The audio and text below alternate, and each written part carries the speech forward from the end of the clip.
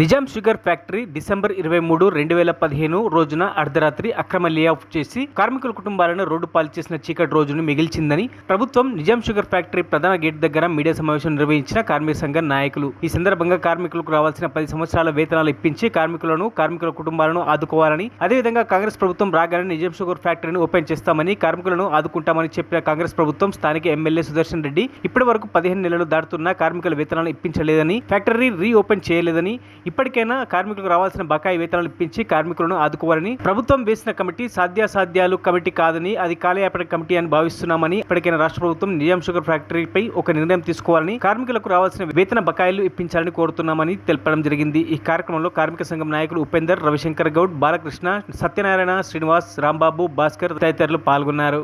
Nizam sugars ప్రభుత్వమే ఏదైతే మరి నిజాం షుగర్స్ ఫ్యాక్టరీ మీద వేసినటువంటి సాధ్యాసాధ్యాల కమిటీ ఇప్పటి వరకు కూడా ఈ నిజాం షుగర్స్ పైన ఎలాంటి మరి నిర్ణయం తీసుకోకపోవడం చాలా బాధాకరం. 2 నెలల్లో మరి మేము నిజాం షుగర్ తెరిపిస్తామని 15 నెలలు అవుతున్నా కూడా సాధ్యాసాధ్యాల కమిటీ మరి ఏం తీర్పునిచ్చిందో కూడా కార్మికులకు కూడా ఇప్పటికీ తెలియని పరిస్థితి.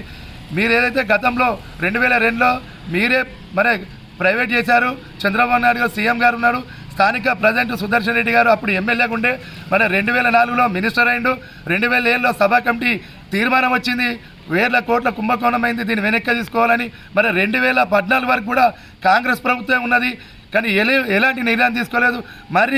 మళ్ళీ ఈ అదృష్టం వాళ్ళకి వచ్చింది. అప్పుడు చేసినట్టు తప్పు మరి సుదర్శన్ రెడ్డి గారికి మరి సరిదిద్దుకునే అవకాశం వచ్చింది. ఇప్పుడు వాళ్ళ ప్రభుత్వం వచ్చింది, వాళ్ళు రాగానే మళ్ళీ నిజాం షుగర్ ఫ్యాక్టరీని ప్రభుత్వమే టేక్ ఓవర్ చేస్తా అని మరి చెప్పడం జరిగింది సీఎం రేవంత్ రెడ్డి గారు.